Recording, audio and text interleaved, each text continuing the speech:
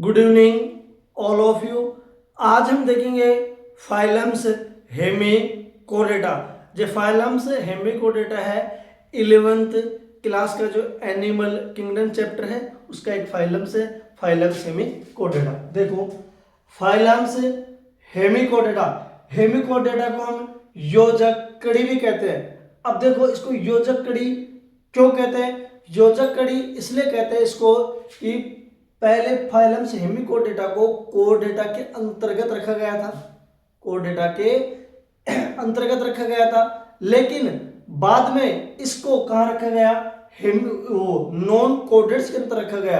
यानी कि पहले तो इसको कोडेटा के अंतर्गत एक उपसंघ में रखा गया था, लेकिन बाद में इसको किसमें? नॉन कोडेट्स यानी कि अकशेरुकियों के अंतर्गत इसको एक फाइलम्स में रखा गया। उस फाइलम्स को हम क्या कहते थे? हेमिकोडेटा। इसलिए इसको योजक कड़ी कहते हैं। किसकी योजक कड़ी है? कोडेट्स एवं नॉन कोडेट्स दोनों की क्या है? ये एक योजक कड़ी है। अब देखो इसी फाइलम्स हेमिकोडेटा के जो जितने भी जो जंतु है ना वो सभी कहां पाते हैं? मैराइन वाटर में पाए जाते हैं, यानी कि समुद्रीय जल में पाए जाते हैं। एवं साथ में वो क्या होते हैं? बिलकारी होते हैं। ठीक है ना? तो देखो अब इसमें बाइलेटरल सिमेट्री यानी कि इसमें द्विपार्श्व सममिति पाई जाती है। एवं ट्रिप्लोब्लास्टिक होते हैं। ट्रिप्लोब्लास्टिक का मतलब इसमें तीनों ड्रम लेयर पाई जाती है। एक्टोड्रम हो गया, मेजोड्रम हो गया और क्या हो गया? इसमें एंडोड्रम हो गया। और देखो इसमें ये प्रेगुही प्राणी होते हैं।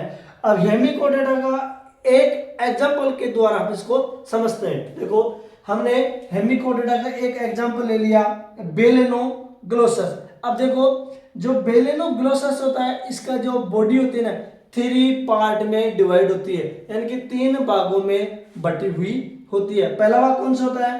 प्रोबोसिस। दूसरा भाग क्या होता है? कोलर। और तीसरा भाग क्या होता है? ट्रंक। देखो पहला भाग क्या हो गया? ये देखो इस डायग्राम के देखो मैंने हर पार्ट को अलग अलग पेन से नामांकित कर दिया है। ये देखो ये प्रोबोसिस है ना, इस प्रोबोसिस को हम क्या बोलते हैं? शुंड बोलते हैं। इस प्रोबोसिस के अंतर्गत एक संरचना पाई जाती है जिसको हम क्या कहते हैं? स्टेमोकोर शुंड। देखो ये प्रोबोसिस पार्ट है, इस प्रोबोसिस को हम क्या बोलते हैं? शुंड बोलते हैं। इसमें क्या पाया जाता है? स्टेमोकोड पाई जाती है। जो स्टेमोकोड्स होती है यानी कि नोटोकोड पृष्ठ रज्जु के समान दिखाई देती है। दोबारा देख लो ध्यान से, ये मोस्ट इंपोर्टेंट है। कोई आपसे पूछता है स्टेमोकोड कहां पाई जाती है? स्टेमोकोड कहां बताओगे? प्रोबोसिस यानी कि शुंड में के अंतर्गत पाई जाती है। दूसरा पार्ट क्या हो गया?